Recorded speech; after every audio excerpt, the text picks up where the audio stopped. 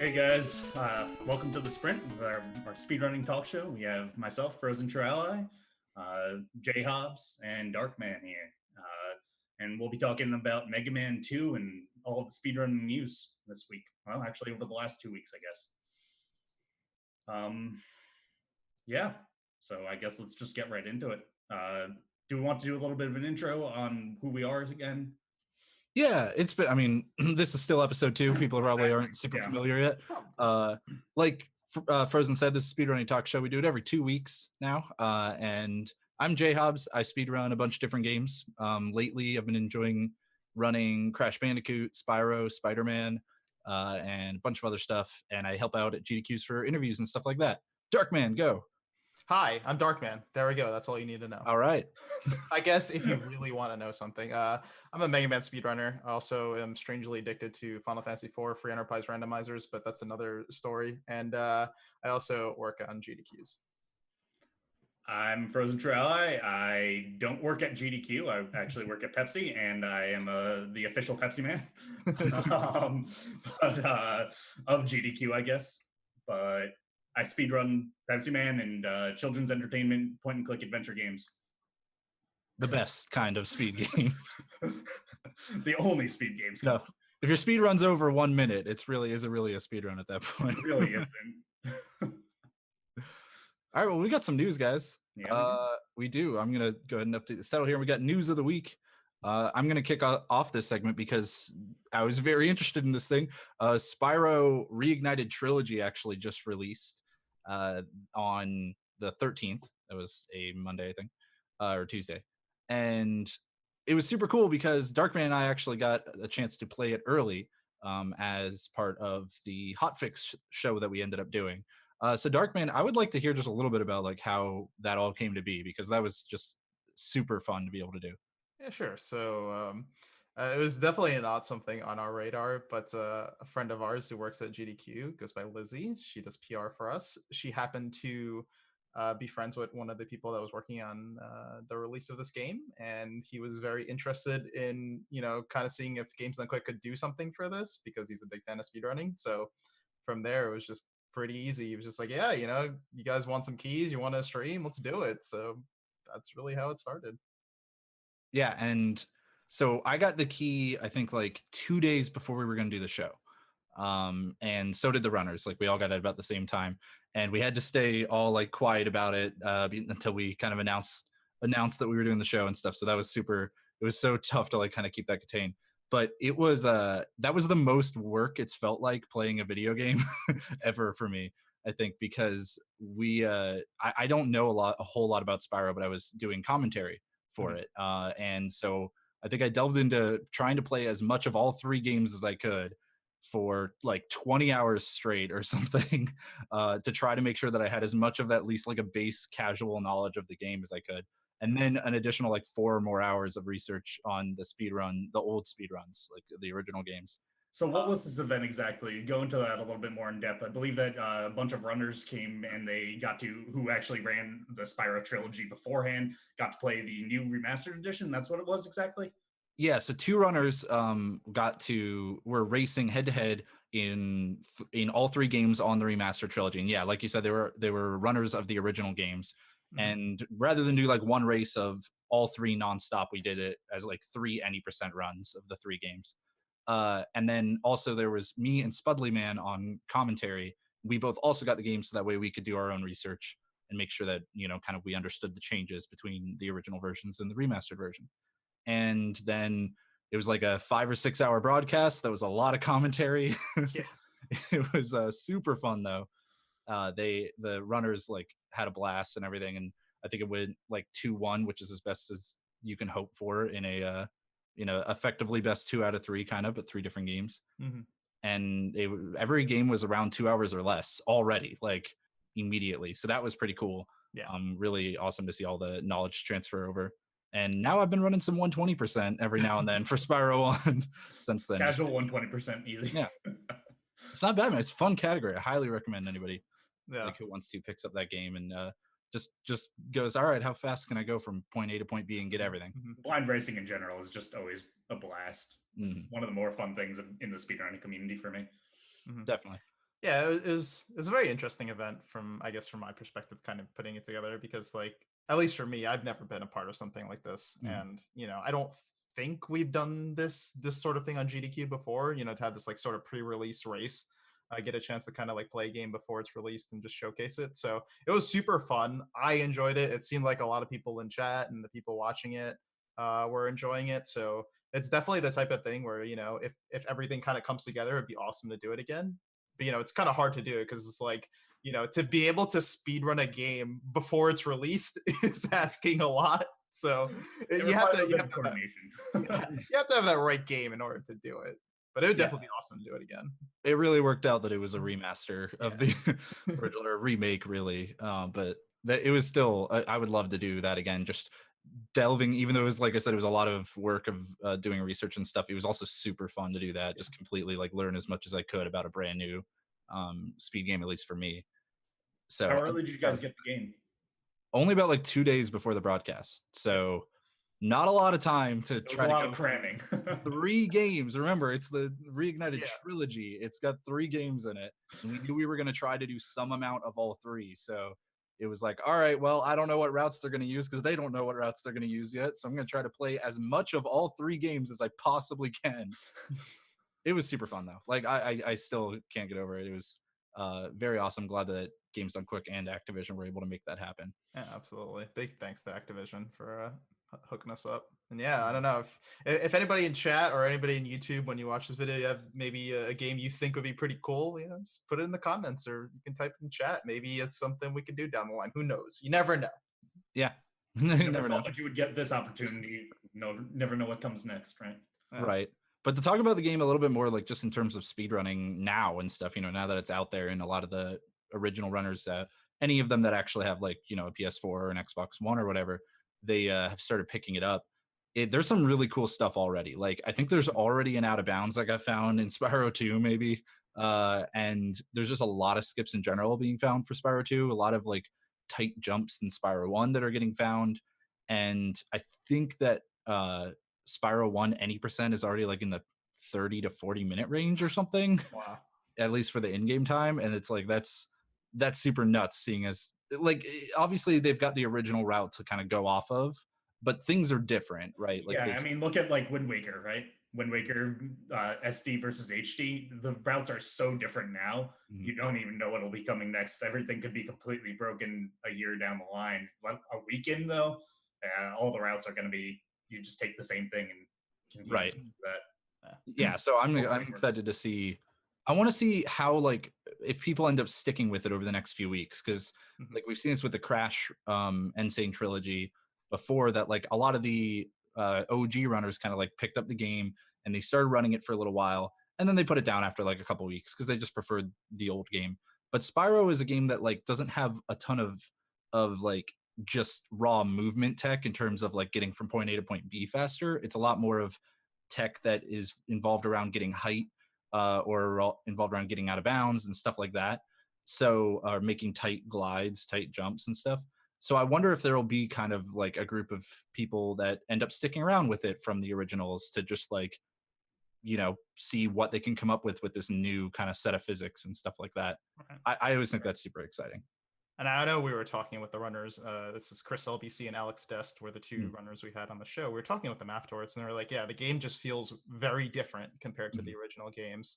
So it's one of those things where, sure, maybe the original runners could stick with it, but I would not be like super shocked if they just decided that, maybe this isn't their cup of tea, which is totally fine. Yep. But then you have a new wave of people who are into Spyro, but they didn't have the old games. So you kind of get the best of both worlds to a degree. You still get the old runs and you get the new too. I'm just excited to see where that kind of, how that develops, how those routes go. Absolutely. Yeah. All right. Well, there was another exciting thing yesterday. Yes. Twitch Rivals. That was fantastic. For those of you who don't know what Twitch Rivals was, it was a tournament put together in association with Twitch with a $25,000 prize pool for 20 runners, I believe. To whomever gets the best time wins. Yeah. And the production value was fantastic. I believe the two commentators, PJ Dicer and Grand Puber. Yeah. They were both at the Twitch studio, so nice and high quality. Really interesting, especially because this is the first time that there's been this kind of prize pool for anything in speedrunning. Oh yeah, biggest prize pool in speedrunning by far. And like to go over a little bit of what the format was like, because I think it was super cool, and it's something that we've seen a couple times, but not very frequently. The format was basically, like you said, there are 20 runners, and they have 4 hours to get the best time they possibly can.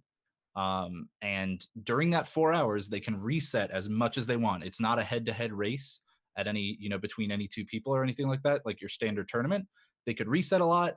And all that mattered was that they got the best time that they could over the course of the 4 hours. And at the end of the 4 hours, as long as you have started a run, you are allowed to finish it. So if you get that last reset and start that last run with 15 seconds left, you can still complete that whole 34 or so minute run as long as you got it in before the time ends. And so that's a super cool format. We've seen it at Chase for the Record as well. On speed gaming, but not in like, that's not really a competitive aspect the same way, because they're not like, competing for money or really competing head to head as much as they are just looking to try to get a new record or even new PBs. So like, that's cool. And I gotta like shout this out because it's nuts that it just kind of worked out this way. Tropical Freeze, Donkey Kong Country Tropical Freeze have been doing IL randomizers basically since that game came out. and they use the exact same format, but only like 15 minutes at a time. So you'll get a stage, and it's like you got to get the best time you can in that like 15 minutes. But I really thought the format was super cool. Yeah, no, absolutely.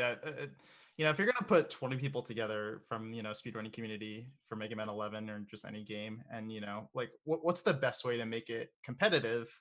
Make it this head-to-head format in a way that's short, so that way it isn't like taking weeks or months to finish. And this is honestly, to me, the best way I could think of, given the length of the game. Absolutely, it allows for a lot of competition. It allows people to actually reset rather than complete the most. Whomever completes the most amount of runs in that period of time. It's a little bit different than just going for PBs, which is kind of, I mean, it is the essence of speedrunning, going for the best time within a certain amount within a certain period of time.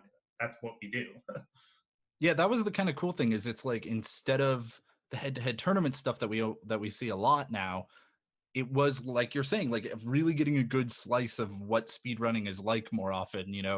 If they're on good pace, even if they're behind their splits, they might keep it going because they know they can get a new personal best in this 4-hour block, and move up a few spots, because like we said, there was a cash prize. And luckily also everybody got paid something. Like the cash distribution was all the way across the board. It was pretty flat distribution too, which is super cool. Really like to see that. And it was just, it's really interesting to see that people who aren't super familiar with speedrunning get to now see like, oh, hey, this is what is worth resetting over. And the commentators would talk about that. And when they should actually keep going, even though they might be a little bit behind, stuff like that. And let's talk about that a little bit too with the commentators. I mean, they did a great job preparing. I don't think Pooh Bear actually even ran the game. He just put in a lot of effort to actually learning everything that he possibly could. Much like you were talking about what I did. For exactly with Spyro. I mean, the amount of effort that you have to put in to commentate on a game properly, it's amazing that you put in that work. I gotta appreciate the commentators equally to the runner as well. Yeah. And with 20 screens to look at and talk about and be knowledgeable about, like all 20 streamers, they did a whole rundown at the beginning. PJ knew strats out the wazoo when it came to Mega Man 11. Like he was able to tell you pretty much anything that one runner was going to be trying to go for, whether a strat that they used saved time or not. Even when there was like a brand new strat, they were just like excited and really looking forward to it. It was super cool. And they even talked about kind of how you can come up with new strats even if they're not necessarily faster than the best one, or they are faster and nobody else has done them before. I think a really interesting aspect to me that I didn't really consider until while I was watching the broadcast is the whole prize pool. So $25,000, as we mentioned earlier, that's Frozen alluded to. That's the biggest, or I'm sorry, Hobbs. That was the biggest prize pool we've ever seen in speedrunning. We've had maybe $7,000 or $10,000, or that's probably as high as we've gone. But this is a whole another level of $25,000 and everybody getting something. But it went from $100 in 20th place to $5,000 for first. So it's a huge spread, obviously. And I was curious to see, I thought maybe, it's just money. It's really not going to be that big of a deal. But as I was watching it, you could definitely tell with some of the competitors that it really affected them. It definitely added this other element of pressure that I don't feel like most speedrunners have really had a chance to deal with before. It's yeah, sure. There's obviously, big races that people have, raced against each other, and there's always that sort of pressure. But this is different, right? This is a really $5,000 is a lot of money for most people in the speedrunning community. So, And again, they were just doing this from home. It wasn't, they didn't fly out. The commentators got flown out and everything, and they did it all live. But for everybody else, this was just them doing it at home and stuff. So just doing attempts for 4 hours or whatever and potentially getting paid $5,000, that's nuts. Yeah. But it was cool. It's really interesting to see that aspect. But yeah, overall, I thought the event was fantastic. I enjoyed what Twitch brought to the table with this. Love to see more events like this. It's definitely some improvements to the event, I feel for sure. One of my biggest gripes was definitely that there was no active leaderboard. It would be there every now and then, but not constantly, which stinks when you consider that the competition aspect. How do you really know who's ahead unless you're watching all 20 feeds, which is absurd. So, a multi-Twitch with 20 feeds, it's fine. Yeah, no problem. Overall, what's that one say? Overall, definitely a pretty good production, but yeah, a lot of room to grow. And the nice thing is that I hope that they saw this as a successful endeavor and want to keep doing it, and they will keep getting better at it because this is only the first time that we've seen Twitch rivals for speedrunning. So I hope it gets better. Spoilers, warning right now, if you want to mute, just gonna spoil who won and stuff for anyone who didn't see it. QTT6 actually won with a brand new world record, the first sub 34 for that game. Actually, not the first sub 34. Oh, not the first? No, he just got sub 34 literally the morning of right before. Okay. So the second sub 34, but still, like, he got a new world record in order to win that competition. And in fact, 50% of the people who participated PB'd, which is nuts. 10 out of 20 people PBing is absolutely insane. And as a spectator, like you were talking about the competitive aspect, like how the money factored in as for the pressure on the runner. As a spectator, that money aspect was super cool because it gave you a lot more reason to be excited in the mid-level ranges, or, you know, the mid or bottom levels of the standings, more than just the top. Like, you're obviously excited at the top, but you would be in any tournament, you know, any given tournament as well. But in the middle range and stuff, you go, okay, well, this person might not have a great chance at winning the whole thing, but they can go up from 9th to 6th and jump up $350 or something like that. You know, like, that is pretty awesome. And it was something that I think that they really captured quite a bit in the commentary as well. Yes. But as a spectator, like, that, I just loved that. It was super cool. Absolutely. Yeah, no, I echo your thoughts exactly. You know, going into it, I knew there was obviously going to be people that could shoot for first and people that were shooting for, you know, not first, right? But like, when I was talking to my friends about it, I was like, this is amazing, because like how just the way it ended up being was like I think it was like something like 11th place and like 16th place were separated by like 10 seconds. Yeah. So it's just like this, like, what's going to happen? Like, that's a huge money jump. You're going up hundreds of dollars going from 16th to 11th. So it was really cool seeing that other side of the story there. It was a really cool distribution. Big fan of the prize pool and how they did that. My personal like taste, I was rooting for Mumu Akai, good buddy of mine, and fastatcc. We're going to talk to Fast later, actually. He was competing in this as well. Yeah, and I was rooting for both of them, and it was really cool because, like, I wasn't rooting for those two against each other.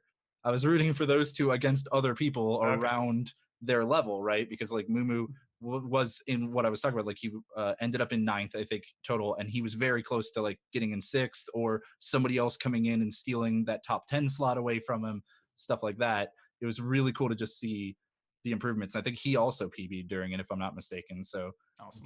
You really can't be too disappointed when you walk away with a cash prize and a new PB for 4 hours of attempts. Not at all. One thing I don't think we really discussed, and I want to get your thoughts on this, is what do you think about the game selection with Mega Man 11 being the one?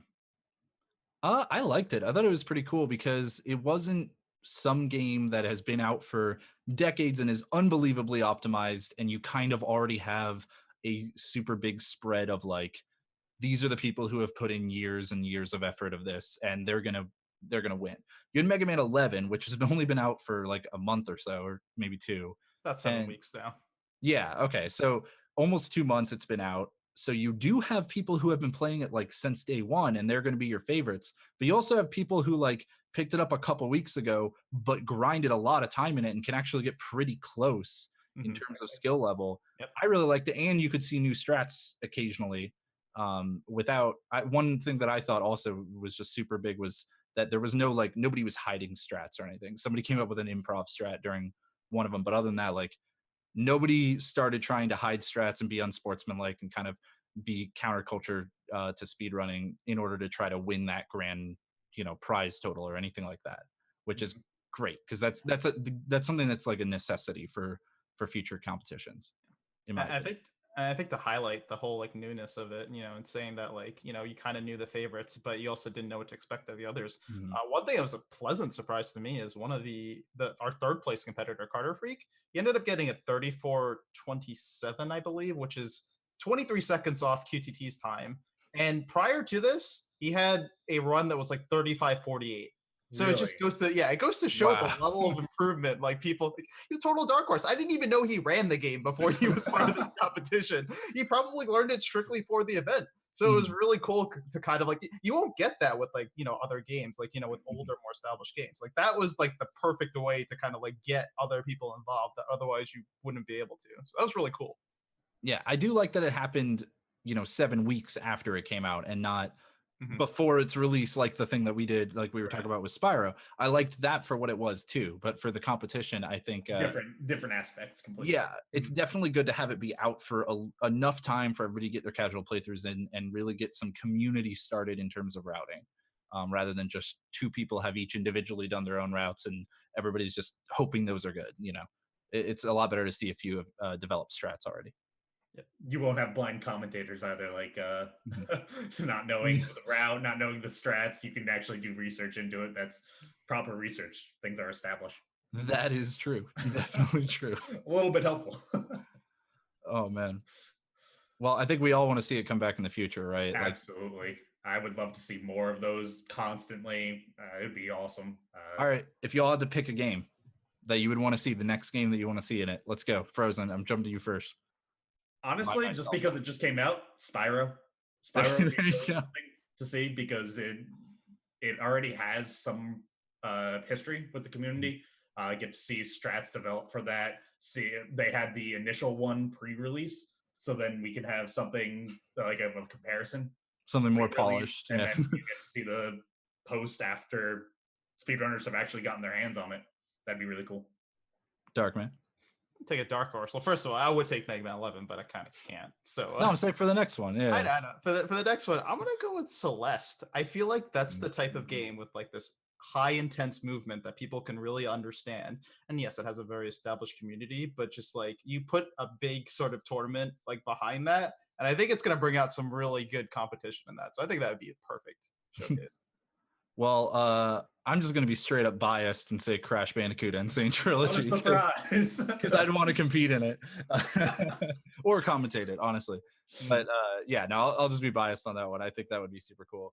And just, I don't know, new games that are down the line, just kind of that surprises. I would love to see an indie game, like where you're going with that, Darkman. And especially kind of a good segue, but it's Celeste is a very popular game. I mean, it's for the Game Awards. It was nominated for what I think we said like 4 awards. Yeah. So there we wow, that was such a naturally perfect set. Wonderful. Yeah, the Game Awards nominations went up recently, and as you were alluding to, Celeste won, or not won, but got a nomination for Game of the Year, Best Score in Music, Games for Impact, and Best Independent Game. And the big ticket there is Game of the Year, because it is up against such titles as like Marvel's Spider-Man and Red Dead Redemption 2. God of War, like, I mean, AAA titles, and then Celeste.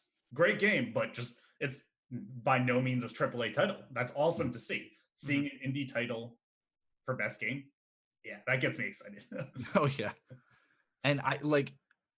There's kind of this feeling of, okay, well, because so many more people probably have played these AAA games and stuff, they'll probably vote one of those in, and that'll win.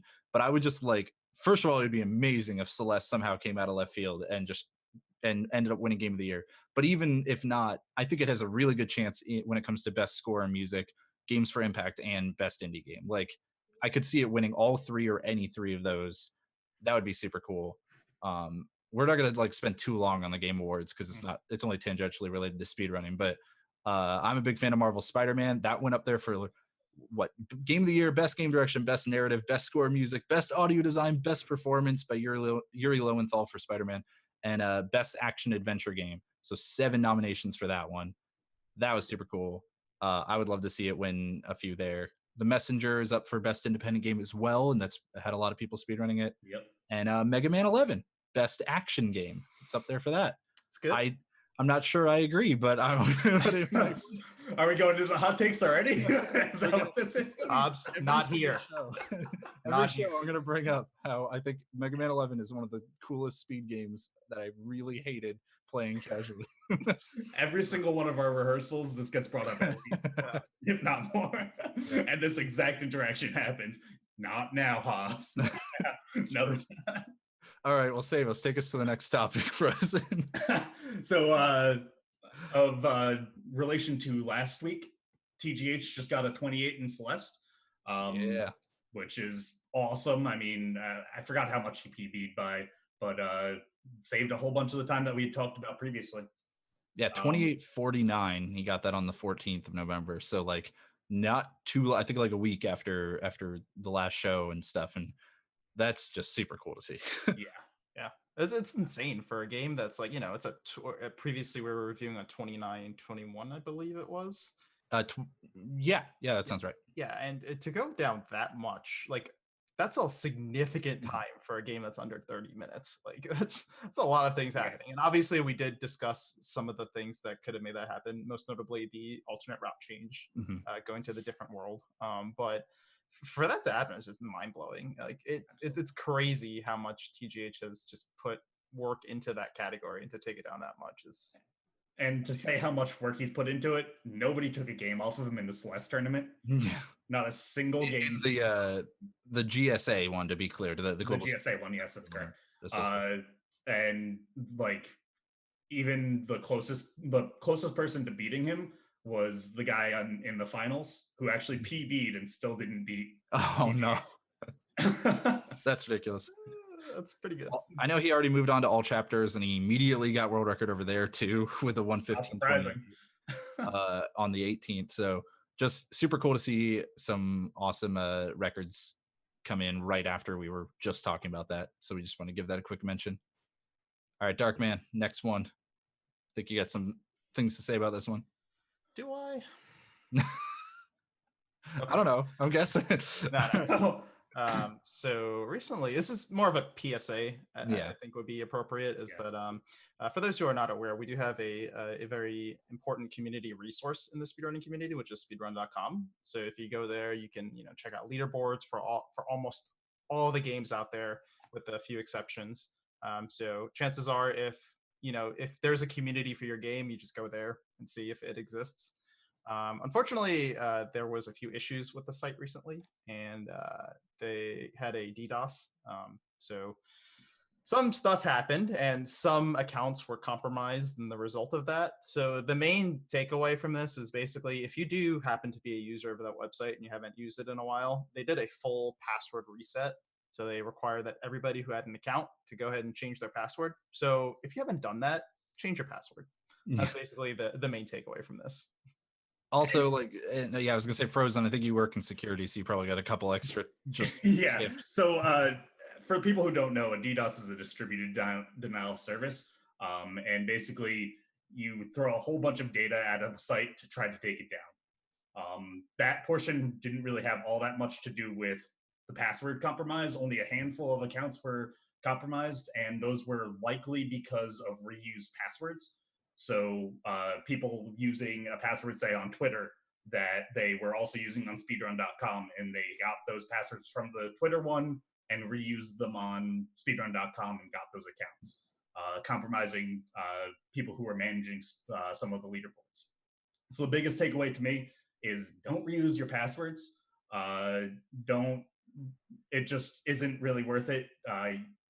Personally, I use a password manager, so I don't need to remember pretty much any of my passwords. Most of them are just completely randomly generated. But if you don't feel like doing that, there are legitimate security concerns, then add some characters to it for each of the sites. If you're using it on Twitter, add Twitter to your password somewhere in the middle of it. Right. There's something that you can do to make each password unique and memorable. Yeah. Quick, we're not going to harp on it, but just, quick little PSA. Yeah. I also do think that in this specific instance, the account passwords that they got were from an old XSplit data leak. So if you were using XSplit around 2015 or earlier, make sure you change any passwords that might have been the same as that. But yeah, we just want to mention that. We also got some marathons coming up soon. ESA Movember is this weekend, I believe. Yeah. So after you get all filled up with turkey and stuff, if you're in the States, then you can go ahead and chill and watch that for the weekend. And DreamHack Winter is coming up too, I believe, on the 30th to December 2nd. Any picks from either of those that either of you guys are looking for? From the ESA one, I really do love some of the just kind of random titles that are in there. I mean, having Overcooked 4 players, that seems like it should be really cool. I haven't seen it. I don't know what it is, but I'm looking forward to it. Have these kind of smaller marathons, they allow for a lot more variety in games and these unique things to pop into them more often. And I love seeing that. It's one of the reasons I watch all the time.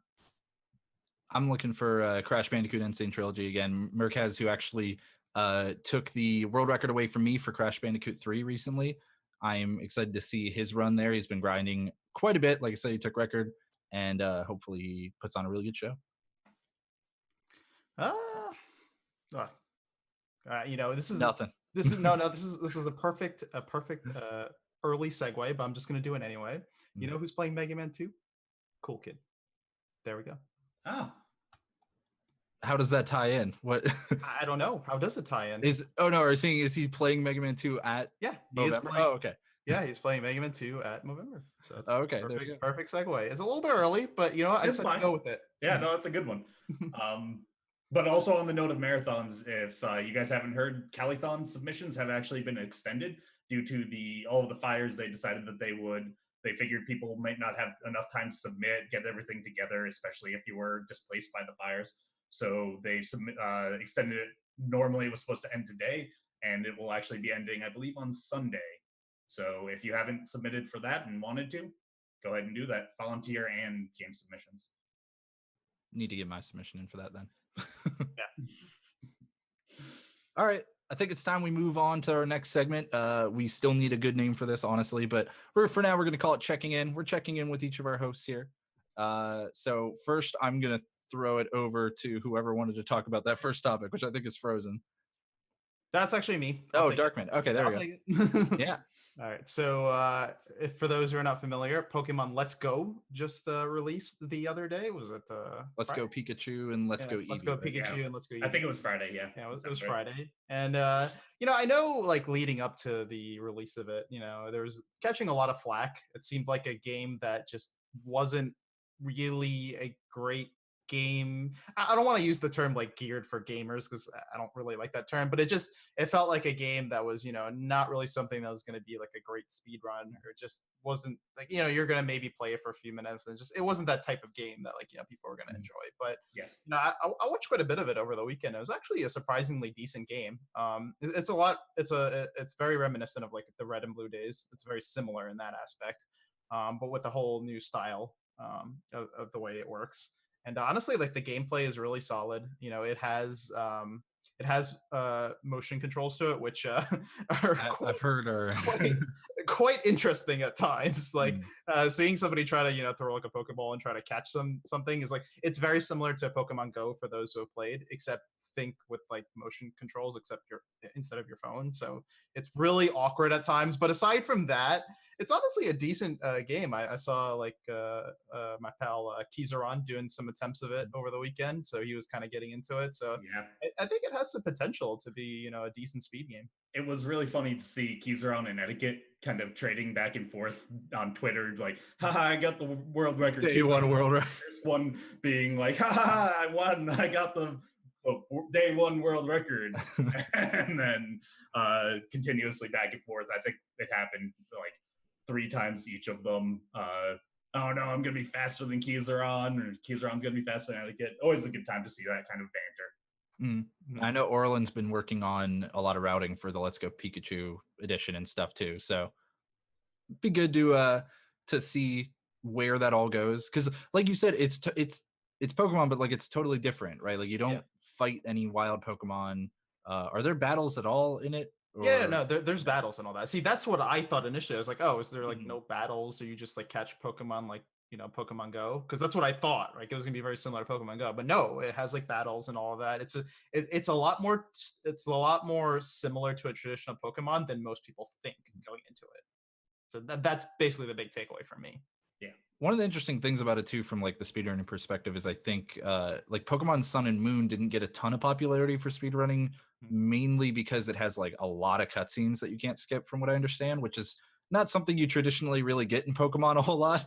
Tend to be just mashing through text, and Sun and Moon, like, it didn't really work very well for it. So it's interesting to me that this one seems to kind of be more laid back on that.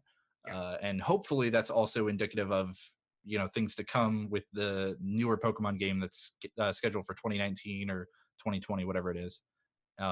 that's supposed to be kind of your mainline Pokemon game after Let's Go. So it'd be cool. Yep. All right, Frozen. That next one's definitely you. Yeah, yeah, it is. It's something that I absolutely love. Yoshi's Story, all melons, one lap.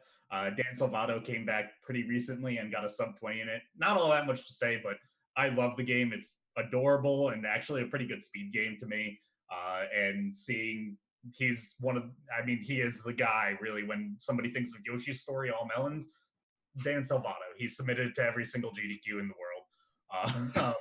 And it's just great to see him get back into one lap. Love it.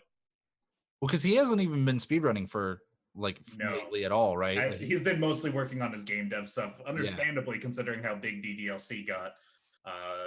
But yeah, you want to explain that for anybody who doesn't know who Dan is? Dan Salvato is Doki Doki Literature Club is the developer of that game is Dan Salvato. He was big in the speedrunning community, known in the speedrunning community, especially around Yoshi's Story. And then he kind of took a break in order to work on his game dev and came out with the wildly popular DDLC, Doki Doki Literature Club. And he also made, I believe he started Franker Facey, right? And Sir Stendick has been the main developer recently. Yeah, that's correct. So anybody who's not using Franker Face Z, you should. Do it. It's great. He's also very prominent in the Smash community. Yes. Made 20XX, I believe. Mm-hmm. TE. Yeah.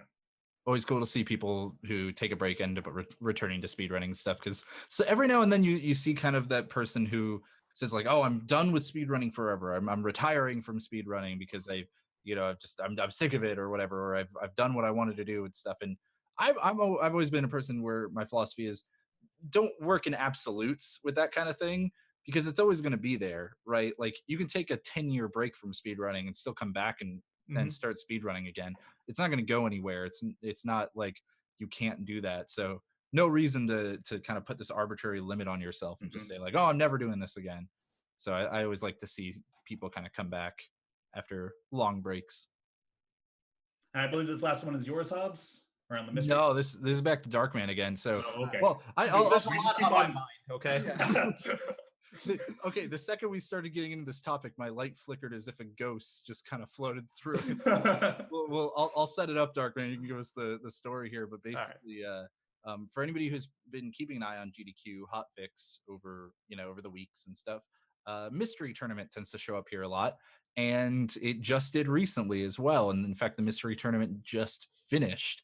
And that broadcast was an interesting one, from what I understand, Darkman, and a pretty exhausting one. So why don't you give us the lowdown? Well, let's start with the good first before we get into the interesting. Okay. So so this is the mystery game tournament number 13. There have been 13 editions of the main mystery game tournament. And for those who are not familiar, what mystery game tournament is two competitors in bracket style.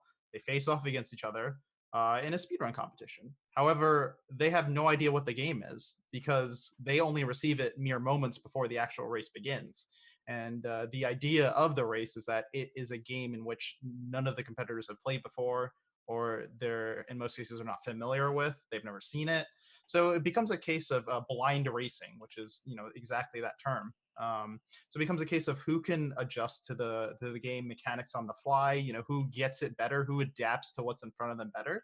So they race through these short goals, not necessarily beat the game. In most cases, it's actually like a shorter goal. So they get to that goal, and then at the end, whoever finishes first moves on. The other person, it's double elimination. So, if you're in the winner's side, you go to the losers, otherwise you're out. So the top 8 finals were this previous weekend that we had on the GDQ broadcast.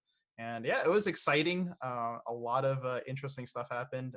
The perennial favorite ended up winning. So Andy, our champion, has now won the past basically, I want to say 5 mystery tournaments in a row, which is absurd if you think about it. Nuts. Wow, I knew that he won the past couple. I didn't know it was 5 though. Yeah, it's absurd. The 5 that he's entered, I should say. There was one that he wasn't able to participate in, but it's insane, right? Like you think, wait a minute, these people, they've never seen this game before, right? Like how does one consistently do this well? Well, that kind of takes into the whole element of mystery tournament and blind racing, that there are strategies in which to get better. And like the more you get familiar with blind racing, the more comfortable you get with, adjusting to mechanics quicker. So it's really cool.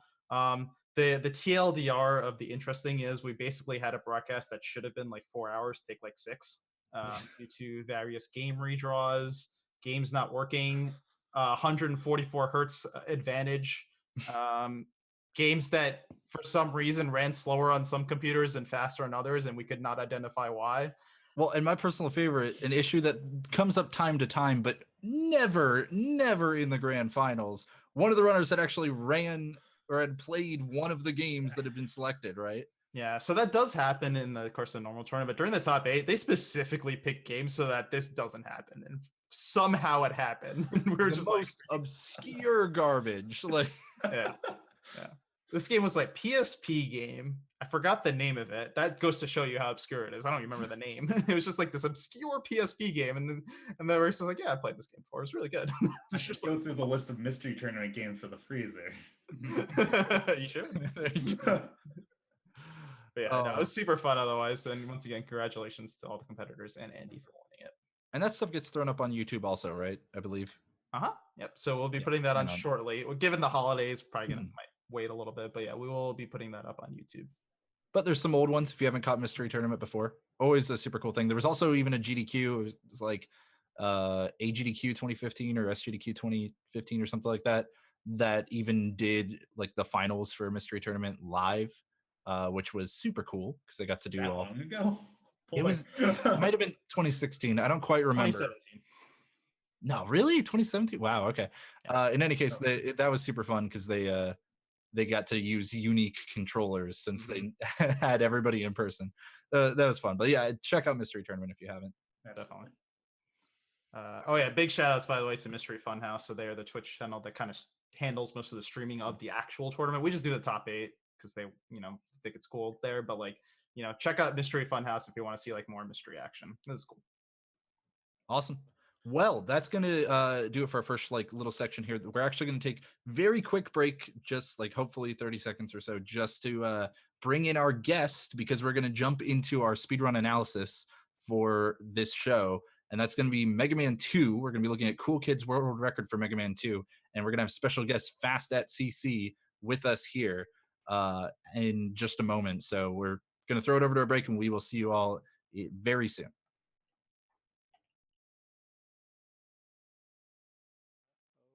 It's all right. It's still a pretty good run, but wasted another probably second on the boss fight.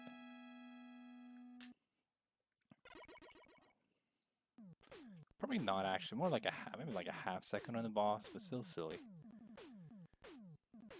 All right, let's go. Let's go.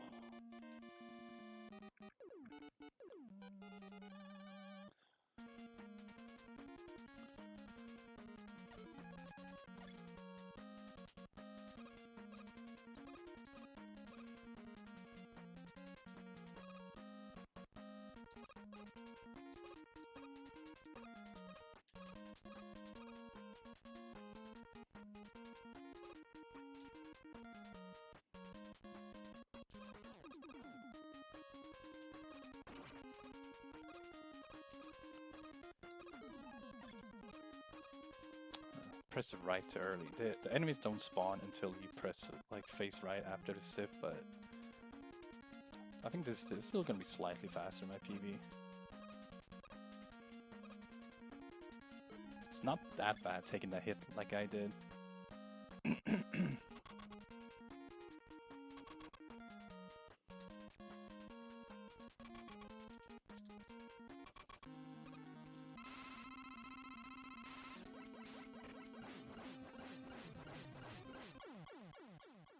I don't know. Saving time. Ah, darn. Still a little upset by that Woodman fight. That's just dumb. Fortunately, I got hit. Okay, save some time. That could have been an additional second save. Alright, I got a big time save on Bubble though. Let's go get it.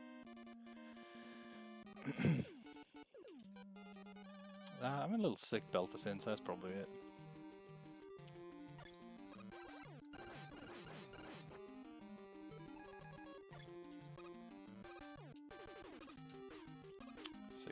Sick yesterday as well.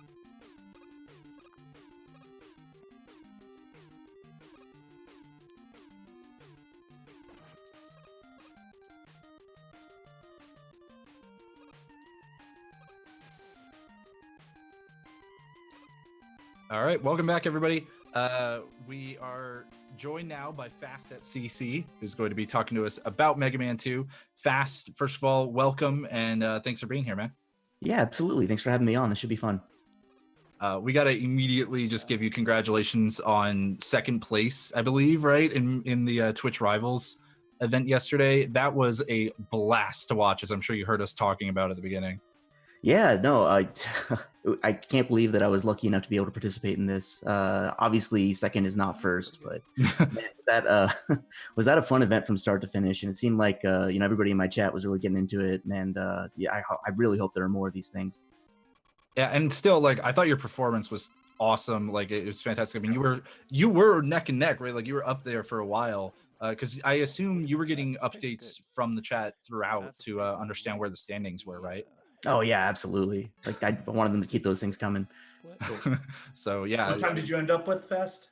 I had a 34-14. So I was 7 seconds off my PB and got blown out of the water because QTT is a legend. Yep. I mean, what can you do about that one? It's hard to compete with a new world record, man. Really like that's like, I'm really happy he got 33-54, because had he not gotten that and I lost to him by 0.3 seconds, I would have been kicking myself. Oh yeah, I forgot because he had the 34-13. Yeah. So, I got to thank him for that. At least it was a comfortable second. It wasn't like tear my hair out second. Well, I just want to say, I just want to give a shout out to Fast, because when we first asked him to be on the show, they had not announced Twitch Rivals yet, but he knew he was going to be a part of it. So he agreed to be on this show, which is going to be a day after Twitch Rivals with some prep beforehand. So I just want to say big shout out to Fast for agreeing to be a guest for us. Yeah, I gotta support Mega Man 2. It's it's near and dear to my heart. Well, that's a good little segue there. We could start talking about this. Just so everybody knows, the footage on screen is pre-recorded. This is actually Cool Kid's world record for Mega Man 2 that came in 2018. I forgot to write down the date, of course. And we're going to be going through it. If you didn't catch episode 1, we're basically going to be going through the game. We have some pre-selected clips that we're going to talk about. We want to kind of delve into both telling you guys a little bit about the speedrun, but also talking about where the segments are that have some time save in there, like where, if somebody were trying to compete for this world record, like if Cypher were trying to get it back or something, where are the spots where he could save time on Cool Kid, and where are the spots where you're not saving any time? What's ridiculous about this run and why it's world record in the first place? And we got Fast on because he knows more about this than almost anybody and should be able to really tell us about it. Yeah. So Fast, why don't we kind of talk about a little bit about Mega Man 2 in general, just like how it is as a speedrun, and maybe talk a little bit about the history of this game from a speedrunning perspective. Yeah, sure. So, I mean, obviously there are a lot of Mega Mans. We're up to 11 in just the classic series. Mega Man 2 is pretty special in that I would say it's the most optimized of the speedruns. It is the closest to what an ideal speedrun of the game looks like in my eyes. There's a couple reasons for that. One, it's the most popular. Everybody knows Mega Man 2. Everybody knows Wily one song. Everybody knows, everything about Mega Man 2. So we got a lot of people playing it. The game has been really looked into for strats that can be as close to what a human can possibly do as possible. Like, new strats are found in other games at a more frequent level than this one. Like this one, there are not many new things found. It's just a matter of grinding your execution more and more, getting things tighter and tighter, and man, you gotta be really good to gun for the record in this game. That's for sure. Sure. So go ahead. Yeah, no, I was going to say, if you want to maybe talk a little bit about the history of the game. I know, there's been some fond moments for you in this game over time. Yeah, I mean, this game goes back really far. I joined the speedrunning community in 2014, so I'm more familiar with, I guess we'll call it recent history. I mean, I can't believe I've been speedrunning that long, but the real famous one was Cypher's Japan is Dead run in 2013, where he beat Japan, got the world record at 27:18. The emotion he had at the end of that run, I think a lot of people that saw that, I think it resonated with them pretty strongly. From there he pushed it all the way down to 27:01, and then just left it there, tantalizingly close to sub 27, but not quite there. The guy to do it, the guy to push it under 27 was Elanesia. Australian runner, really, really good at the game. He ended up getting it all the way down to 2648, and it stood there for two plus years, like over 2 years, I think. And that's really uncommon for a Mega Man game, especially one as popular as this one. Mega Man records, like as optimized as these games get, as many people play them, new strats are found, people get faster, and this record just stood. And it nobody ever thinks, oh, that's a perfect run, it can't be beat. The top runners, I'm sure Cypher was looking at it all that time and thinking, oh yeah, no, I could beat that. Cool Kid was thinking I could beat that. But it stood there. It stood there for 2 years, and a lot of us in the community were wondering, whether it would ever be touched. And then Cypher came back. He came back. He beat the record during a chase for the record segment. For anybody that doesn't know, this is something that came about pretty recently, and they've done it for I don't know how many games, but like over a dozen. Where they gather the top runners of the game. They have them do attempts for a few hours, really similar to what we just did for Twitch Rivals Mega Man 11. They give them a few hours to do attempts and see if they can beat the record. And nobody has beaten a record on Chase for the Record except for Cypher. Wow. And he set the record for Rockman 2 during this event. And it's hard to oversell how impressive that is, because the attempt counters for these games get into the thousands, the tens of thousands, and you have, 30, 40 attempts during one of these segments. And to beat it during that, that's just a flair for the dramatic. That was a pretty memorable thing. So he ended up pushing that down even further to 2637.1, which is important because the record we're about to watch today is 2637.0. So yeah, decimals are mattering here. We don't just say 2637 is a tie. There are different levels of 2637, and Cool Kids was more 2637 than Cypher's was. Slightly more. And that's all that matters. So that's where we sit now. Cypher's back on the grind, and I think you would be foolish to say that this is where it's going to stop for Rockman 2. But yeah, this is where we stand now, and Cool Kid has a heck of a run that we're going to go over. And these PBs, like these world records, were only a month apart, effectively, right? Like Cool Kids is on May 8th, is what I'm seeing from this year, and Cypher's was April 4th. So very close together, and now Cool Kids has still been sitting there for now. But like you said, Cypher's back on the grind. Yeah. He's kept it for 6 months, which compared to LO's 2 years is not a lot of time, but compared to how the game was earlier this year when we had the Rockman 2 tournament, and everybody was playing the game. It was. I think Cypher when Cypher beat LO's time, I think he improved it then, 2 more times after that too. So there was a real flurry of activity. Shout outs to tournaments that really bring out the best in players and really drive games down. Cool Kid took it back pretty quickly, and it's stood there since May. Awesome. Well, yeah. Well, without further ado, let's kind of get into it. We're gonna kind of show the audience a few clips, and we're gonna break down, certain sections of the run, like JHobz was talking about earlier. Some of the good, some of the bad. So, without further ado, our first clip is going to be a clip of Flashman, the first Robot Master. This fight is insane fast. What's going on here? Oh my goodness! So, how hard does this fight look to you? The one we're seeing on screen? Oh, simple. So very simple. No. The easiest. No problem. Yeah, no, it's even easier than that. This fight, I spent probably a 4 or 5 hour stream trying to learn it, and I didn't get halfway through it. So this is a really difficult fight. So the Rockman 2 run starts out pretty simple. You do Flashman stage, which is pretty easy. And then you get to this fight, and this one hits you over the head because you have to get 14 hits here. I think boss iframes, invincibility frames in this game are like 20, so a third of a second. You basically just get 14 overlapping shots, just one after another. The real difficult part you'll see is after these first 7 shots, you got to slide backwards under him. Flashman stage is the gimmick in the stage is ice physics. So you're doing all these little jumps and all these shots with ice physics. As Flashman starts to, close in on you, and you got to slide underneath him.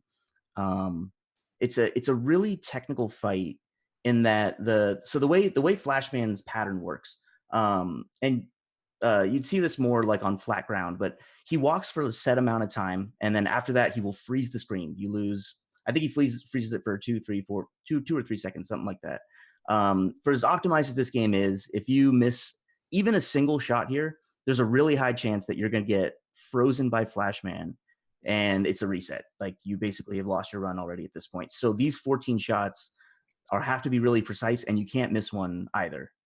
So like that's the stakes that are at play in this fight. And sorry, go ahead. Keep in mind that every time that we talk about seconds, milliseconds, whatever it is, the record is off by 0.1. So, but first place and second place are different by 0.1 second. So 2 to 3 seconds, this wouldn't have happened. Would not have happened. So that's critical. Yeah, in stage 1, you lose that much time in this game, and yeah, you're hitting that reset button on your console so fast. But yeah, it's just a really impressive fight to me. I visually, I think this is probably the coolest looking fight. Definitely in this game for me. Maybe in the entire NES library. I just think this fight looks beautiful, and so to see it executed cleanly is a joy.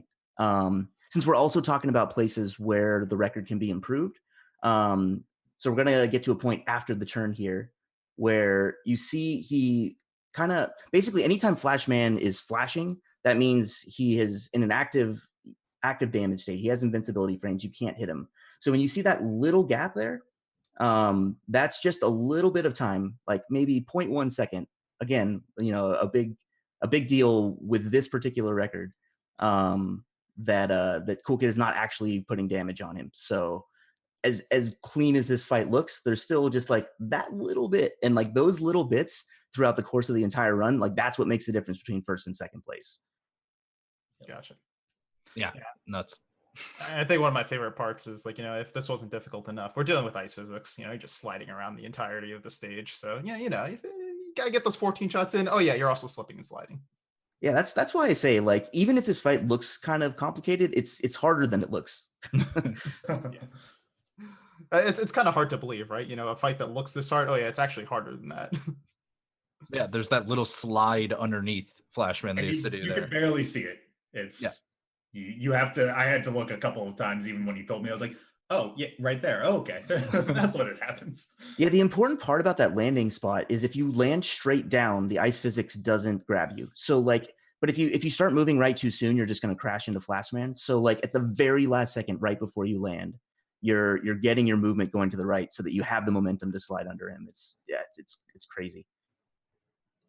All right, so moving on from the Flashman fight, we're moving on to another segment, which is the Fast Air. So a lot of tight platforming here going on fast. Yeah, so I mean, we go from a really tight and complex fight to a really tight and complex like set of platforming. This game has both. I would say, we have fights, we have platforming, and then a little later we'll get into the zips. But yeah, this one is really impressive. I think this is probably the most impressive, just pure platforming segment in this game. So visually, what you're seeing, like what you see is what you get. So he's jumping on the very edges of these platforms. So you have the horns here that he's, just very carefully avoiding by jumping on the edge. And then if that's not enough, he's using this item 1 platform, which I'll talk about in just a sec, but he's using that to traverse this section with these very slow moving clouds where he's landing on the very edge, sometimes both edges of the cloud platform, where there's a guy there that if he hits you, you're going into the abyss, and there's no saving it. So really little margin of error, both in terms of like how tight the spot is that you have to land, and in the result if you fail, because if you're too far left or too far right, you lose. It's over. So yeah, I think this is a pretty cool segment to watch. I guess to discuss item 1, so just to talk a little bit about the route of this game. If you're familiar with classic Mega Man, the kind of theme of the game is you have robot master stages in which you can choose from. The order you choose them, each robot gives you a weapon. And then you use that weapon. Another robot will be weak to it, and generally you would do a weakness order from there. Rockman 2 works out a little bit differently. in that for the speed run, you want to pick up these items. So the item 1 comes with Heat Man stage, as well as the weapon that you get from Heat. So Flash, Heat, and Air all carry an item 1, 2, and 3. And all of them help you move in a specific way. They don't damage enemies, but it helps you, traverse platforming segments like this. It's important to get the items. Not only, you see how much time it saves here by not waiting for the clouds, but also to set up zips, which is going to be your fastest, way of moving in this game. So, pretty crazy section. Yeah, and I think the craziest thing to me is like when you look at his ammo count left on the item 1, he doesn't have much left, and that's actually important because the way this game is routed, and especially in this stage, you have perfect ammo for that item 1 usage. So even if you manage to be slightly off and somehow don't die, which is incredible to me, you've now lost an item 1. Now you have to adjust the strats on the fly. You're gonna have to do something that's a lot slower. So just compound the fact that death awaits you is one small mistake. You could just be screwed because of the lack of item 1. Yeah, absolutely. The item 1 is so valuable in this run, and you need to have a plan for each one that you have. I guess to talk a couple first of all about why this saves time. Yeah, I was just obviously gonna ask that actually. yeah, so it saves time. Just, obviously you can look at it, but even compared to other top runners, for instance, I have a run that's 20 seconds off, or a little bit more than that, off the world record, and I do the screen differently, where he starts with item 1 at the very beginning and does the little jumps on the corners of the tikis and avoids the horns. You can easily switch to Flashman's weapon there. You can flash the screen. You can be a baby and go through this whole first section. You still have to do the Cloud Guy section, but this part becomes completely free, and all you lose is just a half a second. But runners like Coolkid, runners like Cypher, they're gonna, every half second that they can possibly save in this game, they're going for it. And that's what makes the difference in a lot of cases between people that are hanging back on the leaderboard and people that are pushing for world record. We'll say it again, half a second, and this wouldn't be a world record. So every bit of it counts. And then, we're talking about places where time can be saved. So coming up right here real quickly, we see him do a little bit of a wiggle right around there. He turns around, and what he's trying to do there is actually to despawn. If you get the first Thunder guy off the screen and then turn around at like just the perfect time, he won't respawn again. So what he has to do, because he doesn't despawn him, is he does like a little item 1 underneath him, and he gets boosted to the right, which is still pretty fast. But you have a really, really tight window, which he goes for but doesn't quite get. And that's maybe a half a second or so that he could have saved by not taking that damage boost. So, again, little things. But the time saves you can get in this game are often things that, like, oh, well, if you did this frame perfect trick, you would have saved a little bit more time. And we'll be getting into some of those later for sure. Yeah. It's actually a pretty good segue, because this is going to be a mind-boggling trick coming up here. And we're going to talk about zips now, because there are zips in this game. So what is a zip fast, and what the heck is going on in this one? So to preface this, I'm an idiot. I chose the clips for this, and I decided to talk about the first zip that I'm showing is the most complicated one. So not only do I get to tell you what a zip is, but I get to do it while like a bunch of nonsense is happening on screen. So I hate myself right now, but we're gonna try to get into this and talk about what zips are. So first, a zip in this game, basically it involves you using almost always using an item to get you stuck in a ceiling, basically stuck in a ceiling, and then you trigger yourself to be facing left, and the game tries to push you out of the wall at a really fast speed. I want to say it's something like almost 8 times as much as the speed of walking. So anytime you can be using this zip to push you forward, even if it takes time to set up, generally that's worth it. And there are a number of zips in pretty much any stage that you can zip in this run, and that's a big feature of what makes the Rockman 2 any% run what it is. This particular zip is special in that it's unique. It's not like any other zip in the game. It's at its purest form, it's called task clash, because only the tasks could pull off this trick for years.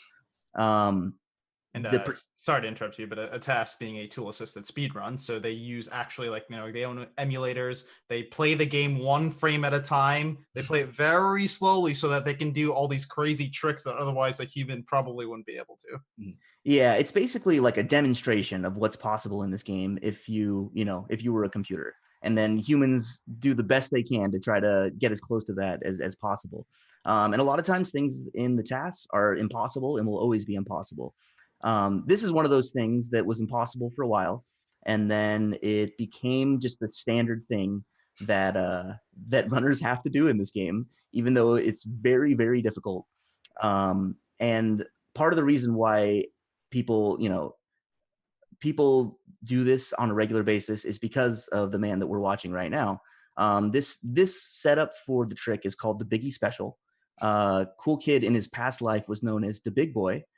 Before his rebranding as Cool Kid, and he came up with this setup where you take the damage boost off the enemy, and it allows you to place the item. It allows you a lot more freedom in how you place these item ones, and that gives you just enough leeway to make this impossible trick only slightly less impossible, I guess. And what's really happening here is he's setting up a pretty normal zip the first time. He's letting the item one rise up so that he kind of gets like squished against the ceiling a little bit, and then that wraps him around onto the other item one that he places. So now he's in the background, I guess. The screen that he's on is not what's visually being represented at that point. He's zipped a screen ahead, but the screen that's being displayed is still the one that he's on, even though the game won't recognize that. So like when he's colliding with platforms and stuff, that's on a screen that's not what you're seeing. So from that point, he has to set up another zip where he can't see. He has no visual. He has to use the visual, like basically wrong visual cues, because he's looking at a screen that isn't a correct representation of where he is. So then he triggers a second zip, and from there he gets, I'll just say, even further into the background, even though that's not really technically accurate, but it's kind of basically just a representation of what's happening here. So he gets further ahead in the stage, gets all the way to where the checkpoint would be. The game sees him as being in the checkpoint, even though you see him walking through a wall. He takes a death there, and then boom, respawns him at the checkpoint, and he skips the whole first half of the stage. So, in simple terms, basically, he's walking through the stage really, really fast, and you can't really tell until he actually dies. Yeah. It's like when you wake up in a hotel room or somewhere else, just somewhere that's not your normal home, and you're kind of delirious. You wake up out of bed and you think that you're in your like home, so you're looking for your desk or your bedside table or whatever. You're looking for your door and you can't find it. You haven't opened your eyes yet. That's basically what he's having to do playing. Like what's showing up to him is not what he's actually having to play through. Like the actual collision of the stage and stuff is much further on. He's playing through screens ahead and then has to die to fix it, right? Yeah, exactly. And using lives as a resource is pretty important here, because there's a couple times that we do this and we use a death to skip us ahead a checkpoint. But you only start with 3 lives. So this is one of them right here. We have another one planned in, but if you take a death anywhere else, you don't have enough lives to pull off something like this. So every resource this game gives you, whether it's all your ammo or your lives, you're using it. I want to say that this is something that people put a lot of time into in order to get it consistent. It's something that's become more consistent for top runners recently, but I remember watching Elo's grinds, Elonesia's grinds, the former world record holder, and it was not uncommon to lose more than half of your runs to this trick. And you're 7.5 minutes in, and then you go straight back to the beginning every time. And so it's just a lot of very small timing windows in a row where you can't mess up any of it. And then one other thing I want to talk about with the trick is the switch to Heatman's weapon here. So he switches to heat, and then he charges and dies there, which might seem odd. Like the menu shouldn't save time. But it's kind of a weird glitch with this game where if you're charging Heatman's weapon and then you die, when you release the charge shot, it like again, I'm not really sure the technical reason. A lot of the stuff in this game, like I know that it happens and I learned how to do it, but like if you're asking me to explain it on a technical level, like it's just it's over my head. But when you release the charge sound or when you release the charge shot, it makes a sound that like overwrites the death sound, and then you immediately respawn after that. Usually there's like a sound effect when you die, and then that just gets completely skipped over. So in my mind, what's happening is you're just overwriting the sound, and that's somehow causing you to spawn quicker, even though maybe that's not what's happening, but that's what, you know. It's a good enough explanation for us. Yeah. Like it sounds good. Yeah. So when people wonder, you know, like when people wonder about using glitches in speedrunning and stuff, and how sometimes it makes the game too easy because you're not doing the game right or whatever, this is way harder than if you just did the stage normally. I always laugh when I hear that because you know sometimes that's true. Sometimes like you can use a zip to skip a more difficult section, but when people like to write that on, you know, Mega Man YouTube videos, it's like I really would like to see you try to learn how to do it.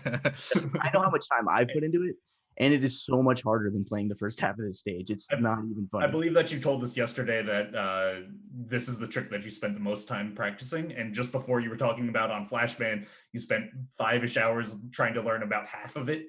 Oh yeah, I still wouldn't consider myself consistent.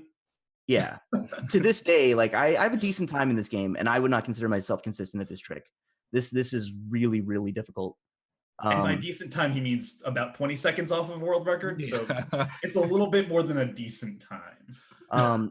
Okay. So then this is really hard, right? But what Cypher is going for right now is the actual task clash strat, the one that was considered too impossible until the easier setup was found. Cypher is going for that full stop right now in his attempts, and I want to say it saves like 2 seconds, maybe a second and a half, but it's.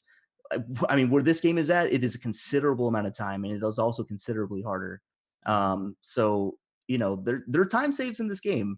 You have to just weigh the risk reward of something like that. So, you know, in Cypher's recent streams, I would say his success rate has maybe been 50-50 on getting the pure task clash strat. And again, the times he fails is just 7.5 minutes of his time that he can budget for speedruns just down the drain every time he fails it.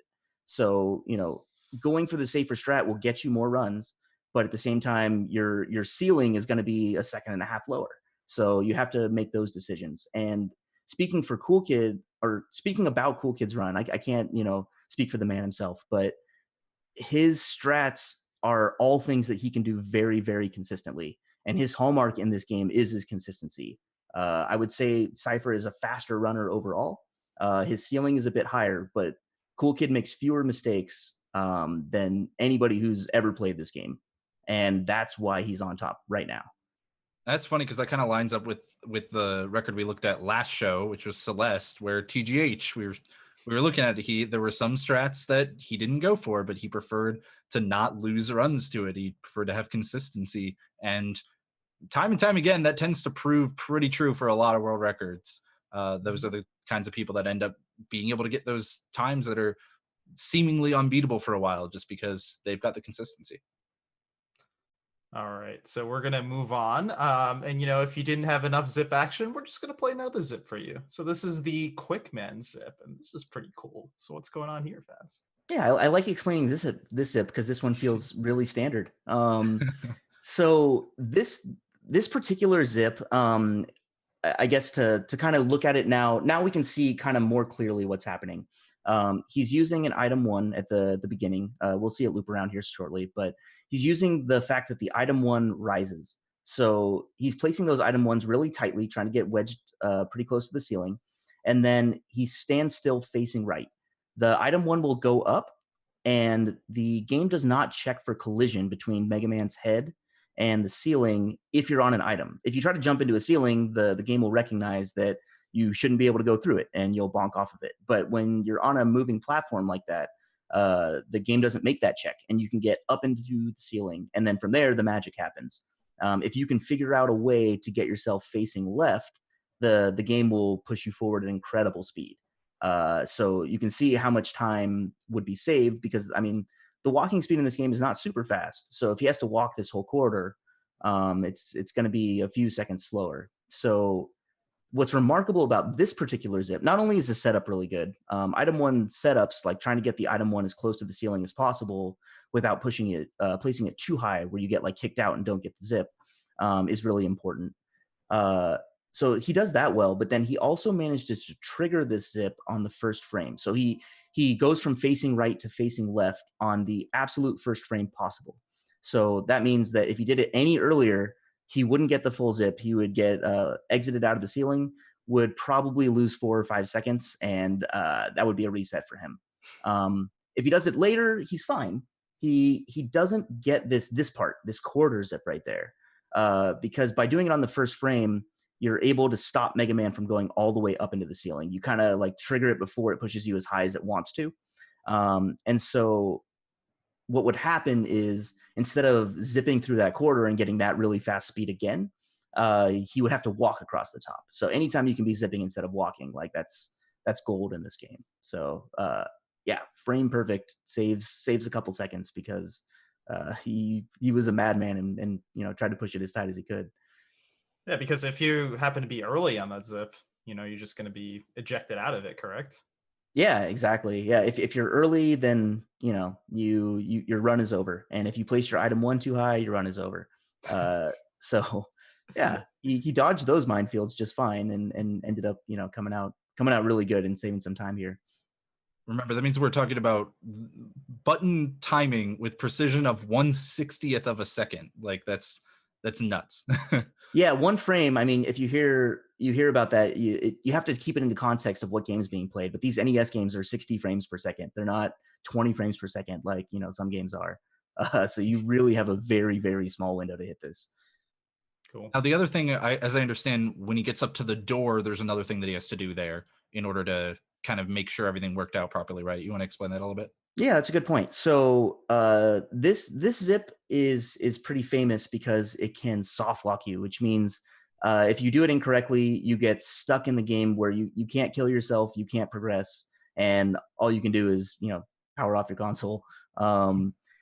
If you overzip, so he is zipping along the ceiling and he needs to turn around.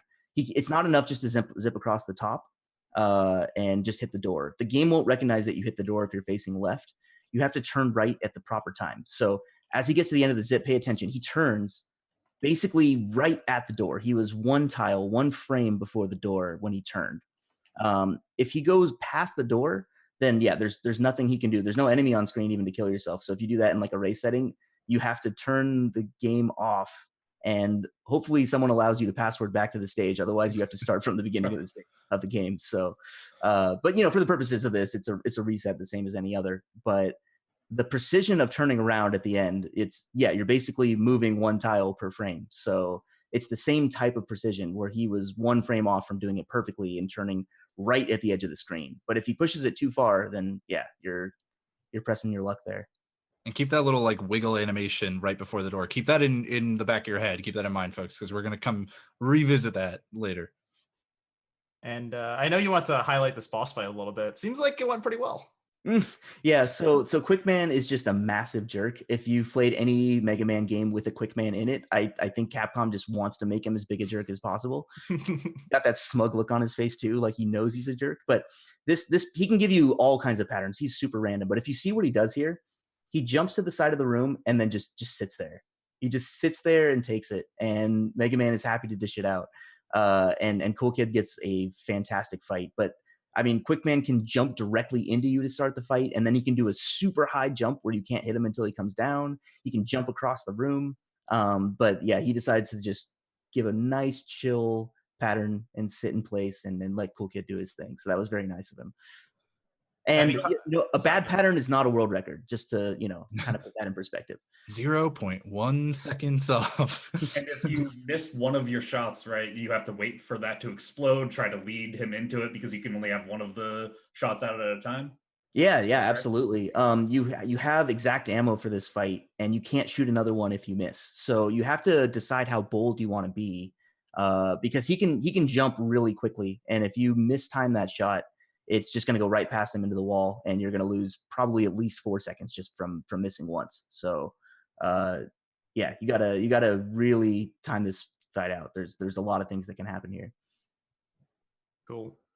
All right, so we're gonna go into the next clip, and we have 2 clips to show you of the same stage. We're gonna, in those 2 clips, we're basically gonna play the entire stage, except not really. So let's start off with this first clip, which you like to call the dog scroll. So what's going on here, Fast? Yeah, let's talk about the dog scrolls, because this is easier to explain than what we're going to get into after this. This is a really hard trick. This is another thing that you'll see runners fail quite a bit. Personally, I know, like, during the Mega Man 2 tournament, this is probably the single area I think that I saw a coolkid struggle with the most. And what you're trying to do here is you're setting up a zip that's very similar to the Quickman one that we just saw. You're using the item ones to push you in the ceiling, except now when you try to hit the edge of the screen by turning around to face right, he's doing that 3 times in a row instead of once. And overzipping is probably just as punishing, at least on the first 2. If you overzip, your run is over. So that means that he's trying to do basically 3 frame perfect turnarounds in a row. He manages to only get 2 out of 3 at 1/60th of a second. So, obviously this run can be improved and is a garbage world record that, we should be ashamed about as a community. But it's really, I wanted to highlight this because these dog scrolls are exceptionally good. He turns 1 tile too soon on the first one. So he's 1 frame off of perfection on the first, and then is absolutely perfect on the second, just hits the border right there, and then absolutely perfect on the third. And if you hit the perfect one on the third, you get that extended zip in the 4th screen. You only get that if you absolutely hit the screen transition on the 3rd one. So he gets like a bonus zip for free because he got the 3rd one perfectly. So this is much better than average. It's possible to do all of them perfectly, but pretty rare to see. And yeah, this is just a really good example. And then right at the end there, we see him give all that time back. He tries to place an item 1, and I tried to explain a little bit before about you're trying to place the item 1 as close to the ceiling as you can. But if you place it a little too high, you get pushed out. It won't let you do the zip. And this is an example of that, where he places it here and just doesn't quite get to the spot in time. And it pushes him out. He has to place another one. How much time would you say he lost by falling down and placing another item 1? Like second, yeah, seconds? Probably. I don't even think it's 2. I think it's probably 1. Wow. That is the biggest mistake he made in this run. Holy crap. So the level of detail that these strats have, like they're very, very precise, but the consistency the coolkid has, that is the biggest mistake that he makes. And that is, I think, what is the most remarkable thing about this run to me, is that there are just no mistakes. Like he is just rock solid on pretty much everything he does. So there you go. We like to point out.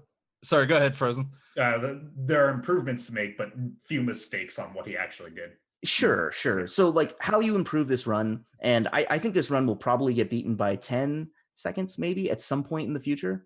But most of it is in little strats you can do, like the one we highlighted in Clash, like going for the pure task strat there, or better menuing, a little bit better placements on item 1. It's not being beaten by being cleaner, it's being beaten by being faster.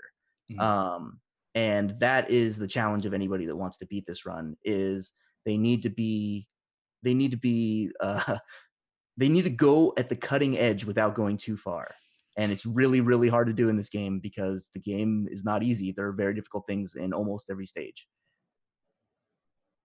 All right, so we kind of like teased it with this clip. You saw him doing something crazy, to set up another zip that makes absolutely no sense. So let's try to explain Goodwood, as they call it. Can I just say it's magic and we can just skip this part? Sure. Okay. I mean, it's kind of true. Okay, so he's going to use an item 1 to get himself in the ceiling. We've seen this. We understand this by now. This makes total sense. The rest of this clip does not make a lot of sense, and it's hard to describe what's going on because, again, you can't really see what's going on. But similar to what we saw in Clash, he is getting pushed ahead of the screen in which he is like actually being visually represented in. Things like the bats that are like hanging on the ceiling, those will be in the same layer as Mega Man. He can crash into those. But the platforms themselves, he's not actually colliding with any of the platforms you see, which, okay, that sounds okay, except what he is trying to avoid are platforms that he can't see that contain pits. So he has to actually jump over things like we're going to see it coming up here where he jumps here, jumps there. Those are pits. So he needs to know exactly where to jump. He, uses visual cues based on what he can see, so that he's jumping over things that would kill him. And that's basically what this entire trick is a really, really long memory test where you need to know each action that you need to perform, or else the trick doesn't work. None of it is, there's one thing, but most of it is not that precise. And it's not that difficult to pull off. Like, this is something you could learn, but it's just a matter of dedicating to memory what exactly you're supposed to do here. And it's always the big, what the heck moment from people that are like watching because like it just makes no sense what is happening. Yeah, for reference, I can do it, and I'm not very good at this speedrun of this particular game, so it's very doable to learn. But Fast in particular want to highlight a particular strat that you may have noticed in the middle, where Coolkid fires off an item 1 on a ladder. So what's going on there? Yeah, so basically there is a strat here where you need to grab the ladder in such a way that you kind of grab the ladder halfway and you're like halfway off the top of it. That will allow you to trigger a zip. We're gonna see it coming up pretty soon. He's gonna fire an item 1 and he's going to grab the ladder and then he's gonna wrap around. So there's a couple ways to do this. Up until recently, I can't remember anybody that was actually going for this the way that Coolkid is doing. It's become more common for top runners to do it, but usually you would switch to quick boomerang there because you can just hold auto fire, the auto fire feature on quick boomerang, and it'll put you in that state automatically just by holding down and shooting. But if you are particularly feeling bold, you can try to do it with item 1. You save yourself the menu, so half a second, something like that. And you have to do a very precise set of inputs. So you need to push down on the D-pad and you need to push B at the same time. So at the same time, same frame. We're not talking about one and then the other 60th of a second later. They actually have to be at the exact same time. But the harder part of the trick is you have to touch down on the D-pad for only one frame. So you have to touch it as lightly as possible, because if you even so much as do more than just flick the D-pad down, it won't work. So you have to time that with the other button press in order to grab the ladder. Not only is that hard, because like just pressing a button for only one frame is like very difficult just to do on its own. But like you're saying, he also has to do that while pressing another button at the exact same time. And that on its own is not like crazy difficult. But when you couple it with something that's already hard, and now you have to add the timing component into it, like that's nuts. It makes it so much harder. Yeah, absolutely. This is a really tough trick, and it's something that I would say not more than like 3 people probably go for in attempts. The reason why it's kind of interesting to me for Coolkid is we haven't brought this up yet, but Coolkid, this is actually like he is really just making a cameo in Rockman 2. He's a Mega Man 1 runner first and foremost. He has the world record in Mega Man 1.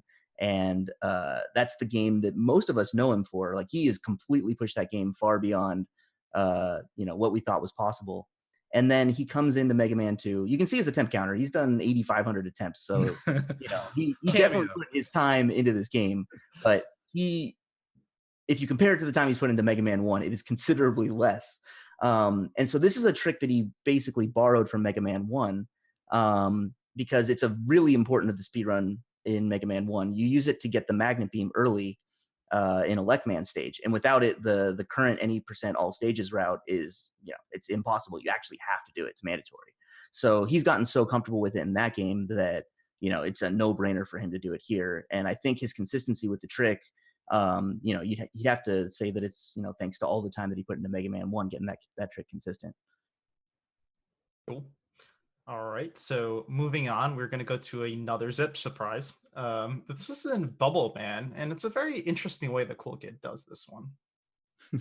Yeah, I mean, I zipless is a cool category in this game. Personally, I love the zips in this game, and because you walk so slowly, I'm really glad they're here. So a lot of the things we're going to cover are zips because that's just the fastest way to move. This zip here is a really quick one. It's the only one I think that you use item 2 to trigger. Generally we use item 1, or in I think one case we use item 3 because they have the property of moving Mega Man up. Item 2 doesn't go up, so this zip works a little bit differently. This zip actually works like a Mega Man 1 zip. In Mega Man 1, for those not familiar with the speedrun, you get the magnet beam, which is like a mobile platform. You can put a platform anywhere. And what you do in that game is you have to put it in on the exact right pixel, such that it squeezes Mega Man between the platform you created and the ceiling. And the game will trigger the zip and push you through at crazy speed. So this one is like a Mega Man 1 zip. Coolkid does it in kind of an interesting way. So first of all, the part of the zip that's mandatory, you bonk the little frog here to get invincibility frames, because otherwise you're just going to take a header into the spikes and take a death. So you need to use those invincibility frames to make the spikes act as a ceiling. And then you need to place that item 2 right there very, very specifically. So there's a couple ways to do it. Most people that I've seen place this item 2 to the left. And by doing that, you don't have to turn around because you have to turn left to trigger a zip. Coolkid does it in a way where he turns twice. So he turns to the right to place the item 2, and then he turns to the left after he lands on the item 2. What I believe that does is I think it gives you an extra pixel, so you have like a whole 2-pixel window instead of a 1, which obviously makes the trick pretty free for him. It's double. It's 100% easier. Yeah, right. Yeah, you Literally. can't argue with math. Like that's just pure math. So, but for him, it's more comfortable for him to do this. I think he gets a bit. It's more inputs, but it gives him a little bit bigger of a window. But in watching him grind attempts, he was really consistent at this. And so gotta highlight the setup and say it works for him, and it's the same speed as the other one, and it's he gets a really quick zip there. It's really hard to kind of like elaborate on how difficult being a pixel perfect or near pixel perfect trick is, but you can see the whole top and the bottom of the screen. You can see just like how big it is, and that you have to be on this very precise line. I guess if you can draw invisible lines throughout the screen, you can draw hundreds upon hundreds of invisible lines, and he has to be on either 1 or 2 of those lines. So to be that precise consistently is very difficult. Right. Yeah, and we've covered almost every stage so far. Like we haven't skipped over too many of them. There's something like this in every stage. Just about. Like the fact that it's that precise is one thing. If you just have to hit a few of them throughout the course of the run, but you're constantly being tested on your ability to place these items very, very precisely. Or in some cases it means you lose some time. In some cases it just means your run is over and you have to start over. So this is one that if they miss it, they try again, and then they try again, and they try again. And I've seen people miss it until their item 2 is out. You're only using, I think, like two ticks of item 2 every time you try to land on it, or every time you place it. So I've seen people miss it 10 plus times in a row just trying to get it. So it's and again, top level runners, people that are very, very good at this game. It's not an easy trick. Yes, exactly how I like my speedruns. Brutal at all times. And then one other thing to mention, which I think is kind of cool, you brought this up, and there's so much tech in this game that I just don't even consider because of how much precise stuff there is. But right as he comes into the screen, he just places a dummy item 2 there that he's not using for anything. And if you're wondering what that's for, it actually burns a specific amount of ammo, so that at the end of the clip you can see him kind of riding the item 2 off into the sunset. But it makes the item 2 run out at the perfect time where he can jump off of it and it doesn't hinder his progress forward. Otherwise, the item 2 would have enough ammo to actually go into the wall, and you would need to wait for it to despawn before you could continue. So, just minor optimizations like that are kind of cool that not everybody would think to do. All right, so we're gonna move on. We're done with the 8 robots. We're now moving on to the Wily stages. Maybe some people are familiar with this next song. I don't know, but more impressive, I think, is the zip that we're about to see. This zip is pretty nuts to me. What's going on here, Baz? Can I just say that Metal Man is the best track in this game? And I don't care what anybody says. Whoa! Don't at me as the kid. That's a hot take. No, this is really good too. This game has a great soundtrack. This Wily 1 is the game does not get any easier once you get into the Wily Castle stages. Wily 1 is a really difficult stage. We're gonna look at the first vertical zip or first set of vertical zips here in the stage. These work a little bit differently than the horizontal ones we've seen. Before, we're using the fact that you can get into walls to push you really quickly across screens, in a horizontal fashion. Here, we're using it to climb. And the game will, like, if you let the item 1 push you up into the ceiling, you can jump kind of off screen and then grab above the screen. And it's such a weird way that it works, and I'm not sure exactly why this is, but you have to jump a specific amount of times at the top of the screen. And each time you jump, it places you lower on the next screen. And you use that to, like, basically position yourself perfectly on the next screen. He does that on the first one to set up the second one. And then on the second one, what he's doing is he's jumping off the top of the screen again. But what he's doing is a little different, where he jumps and then waits for a specific amount of time and then grabs off screen. And that places him in that little gap that we see kind of at the end of the clip. That is a pretty I want to say it's a pretty tough thing to optimize. Runners have it down to a science at this point because, like, they learn how to find either rhythm or visual cues. But again, you're not really looking at anything. He jumps off the top of the screen right here, and then he just magically appears where he's supposed to.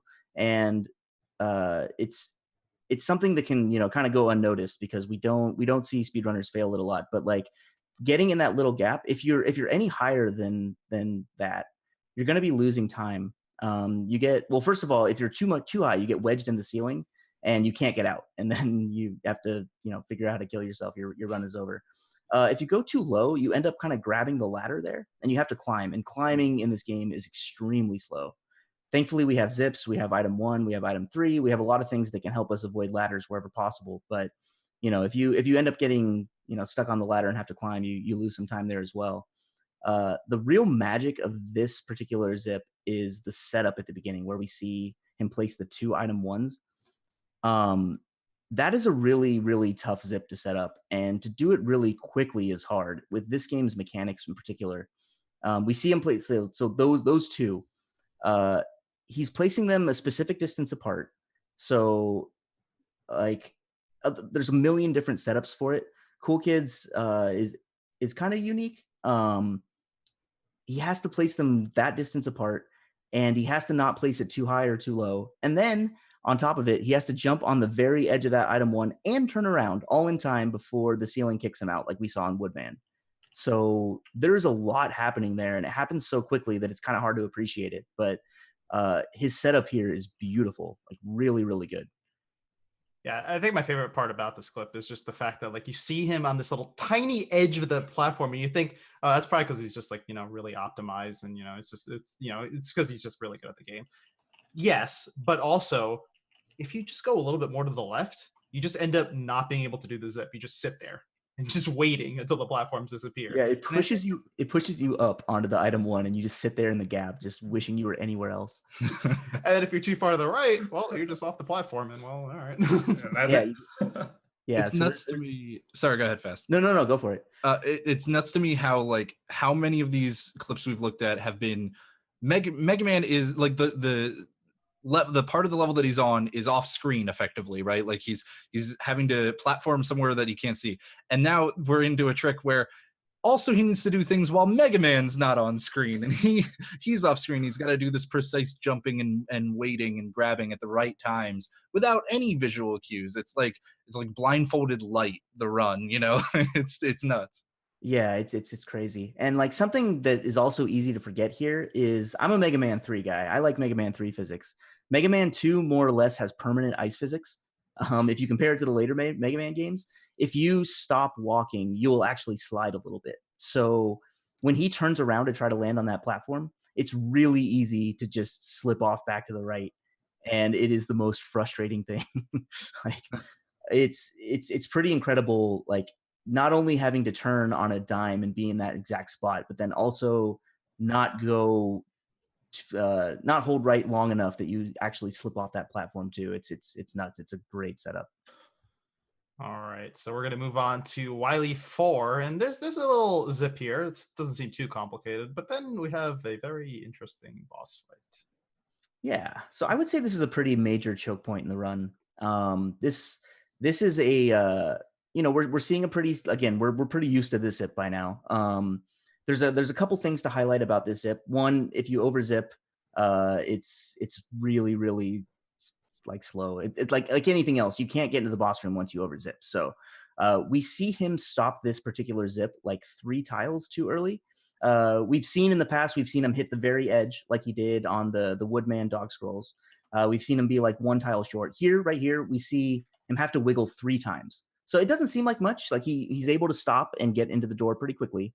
And it's much safer to do that because, you know, the closer you get to the door, if you overzip, especially this late in the run when you're on this kind of pace, you gotta be really careful that you don't go too far. So, you know, wisely stops a little bit short, costs himself, I don't know, 0.2, 0.3. It's not a ton of time. But you know, those minor optimizations, you know, they definitely make the difference. And for someone trying to beat this time, you know, you look at that and that's something that can be improved. So there's that. The other thing to talk about is the fight. So, man, this is quite a fight. It's not as visually impressive as the Flashman fight, but there's a lot going on here that I'll try to help you appreciate, like how difficult it is. So we start basically, for anybody that doesn't know, this is probably the most infamous fight in Mega Man 2, the Boo Beam Trap. So Capcom, in their infinite wisdom, gave us a boss in the Wily stages where you don't get ammo refills. You have 5 barriers here and 5 enemies that you need to kill. The barriers and the enemies can only be destroyed by this one weapon that he's using, the Crash Bomb. You have 7 Crash Bombs for these 10 barricades and enemies, and the game just says, good luck. Hopefully you didn't use any Crash Bombs before you get to this fight. Hopefully you don't blow up something that you don't absolutely need to blow up, and you will be just fine. And most people that played this, I'm sure their first time were just fine. I was not. I don't know about you guys if you played this fight, but I hated this fight. I hated it so much, dude. This is where everybody gets stuck. So okay, this is a hard casual fight, but speedruns usually make these kind of things easier. Not exactly, because now we need these Crash Bombs for Wily 5. It turns out the Wily machine, both phases of it, can be destroyed almost instantly by 1 Crash Bomb. So we need to save 2 Crash Bombs. That means that for these 5 barricades and 5 enemies, we need to use 5 Crash Bombs to beat it. And the math on that doesn't make a lot of sense because you need to use 5 on the enemies themselves, and that leaves none for the barricades. So that's where this fight becomes really difficult. I guess we'll kind of go sequentially. So the very first thing we see him entering the fight, he needs to do a little wiggle here. You can see how quickly he exits the ceiling. That is a 2-frame, 1/30th of a second window to drop onto that top platform. Otherwise, the fight becomes much trickier. After he does that, he's going to walk to the left and he's going to place a Crash Bomb in such a way that it needs to hit the top enemy and the barricade right below it. It needs to blow up both things because we're trying to conserve our ammo. If we use any extra ammo here, then we're going to lose a lot of time in the refights. So this is important. So you can see it blows up both things there. Now he's standing in a very specific spot. You saw him kind of inching there. He took damage there intentionally so that this trick can happen. Right there, he walks into the enemy there, and it just disintegrates without being hit by a Crash Bomb anywhere in the vicinity. And I know I've struggled to explain technically why things happen in this game, but this one is something where I don't know that I've heard anybody in the community have a really strong reason for why this works. It is known how you can duplicate this, but it is a pretty crazy thing. Basically, we call it the damage transfer.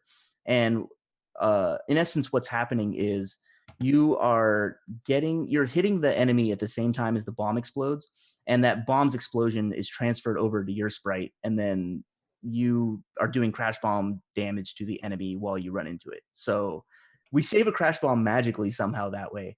But more importantly, this bomb that he places there, that is a 2-pixel window. And that is a major area where we see really good pace runs lose it, because that is a really like, there's just so much.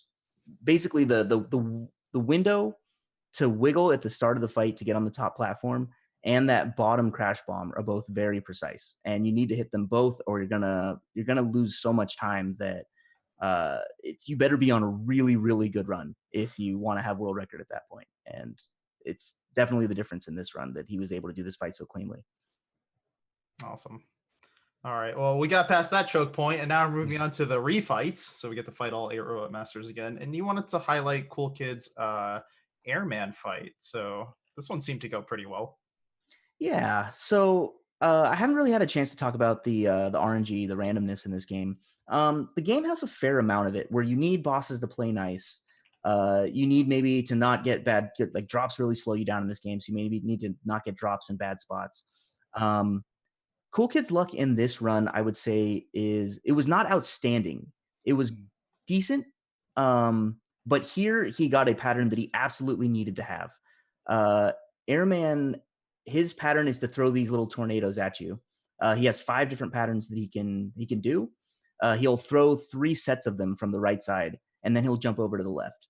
We see Cool Kid kill him in the second pattern here, and pretty much like every world record of this game, this is like something.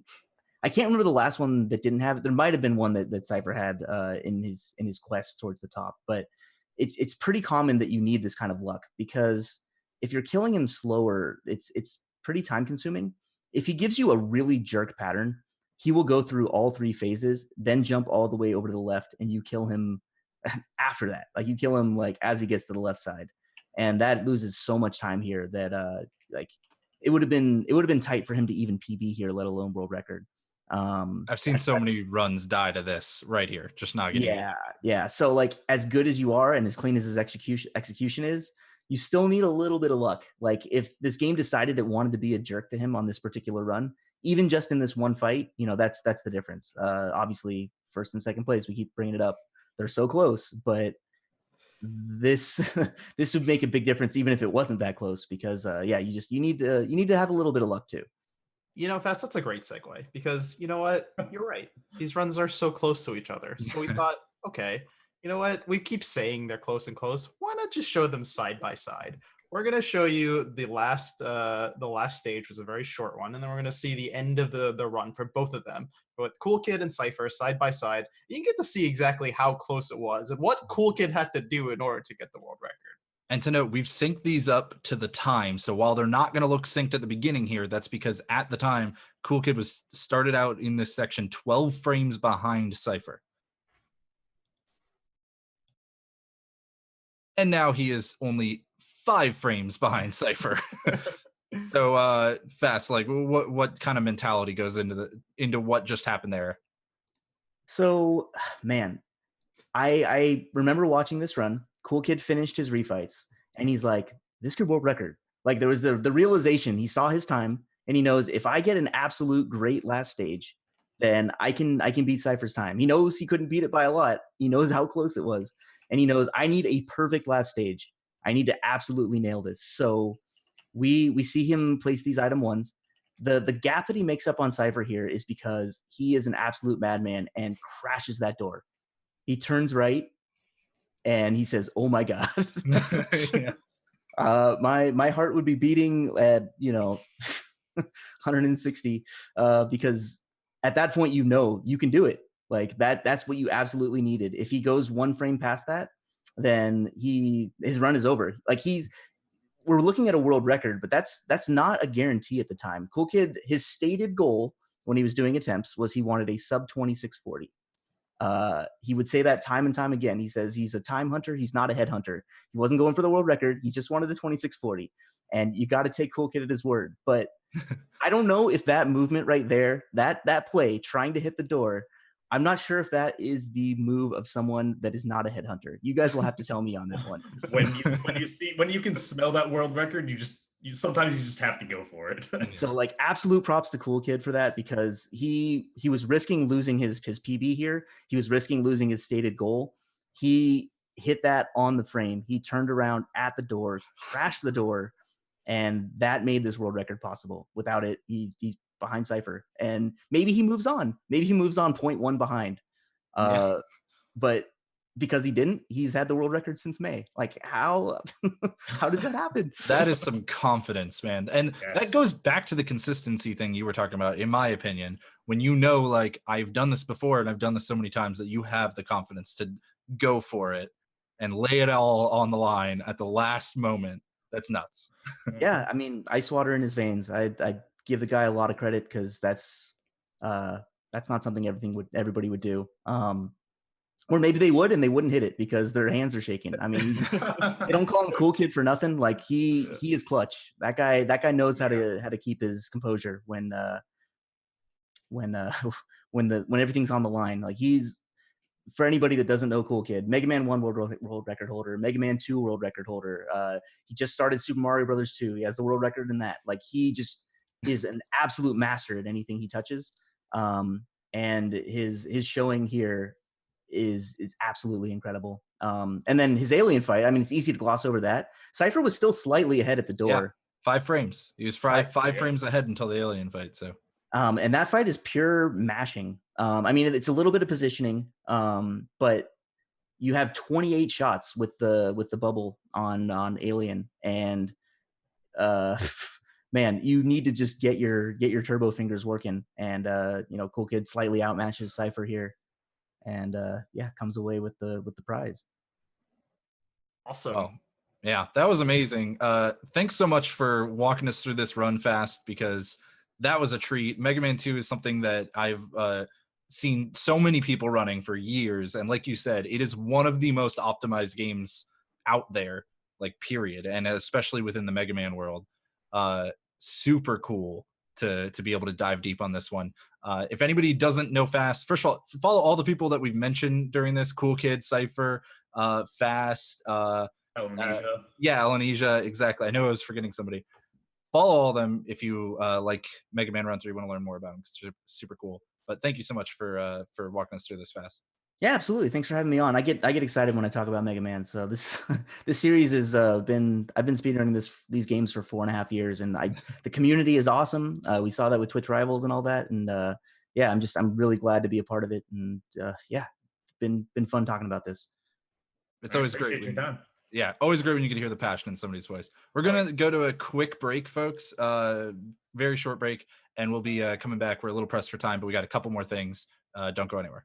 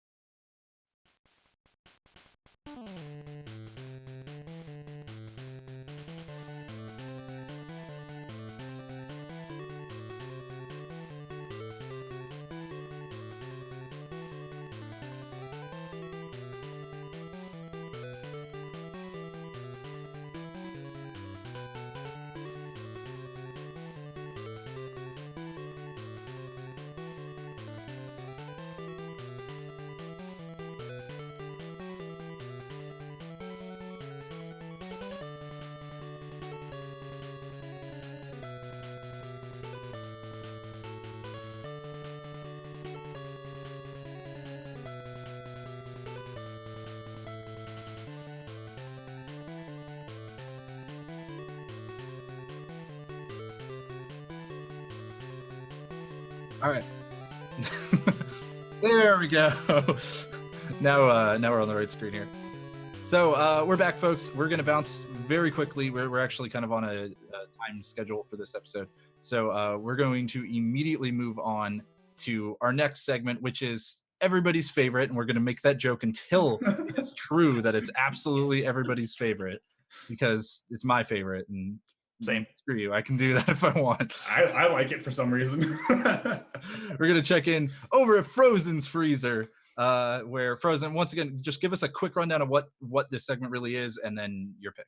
So this is Frozen's Freezer, where we're going to be going over runs that I kind of randomly find, interesting runs, whether they're kind of meme runs or interesting mechanics, things that have kind of been put off to the side, aren't really noticed all that much. So this week we have Curious George, and I was just kind of running through games on speedrun.com and kind of thought, oh, this could be kind of interesting. So Darkman, if you could play the clips. Sure. Awesome. So this basically this part kind of just shows the interesting platforming. You can skip over a bunch of segments really fast. There's a lot of ghost ledges, like in that clip where we jump up through a ledge and get right to the idol, which is kind of the goal of this game, something about big monkeys. There's a little bit of clipping in this game as well. Just a little bit where you clip into the cruise ship of some sort because there's an idol on a cruise ship. I don't really know. There's plenty of glitchy movement here. We're just kind of walking along the wall and have to jump.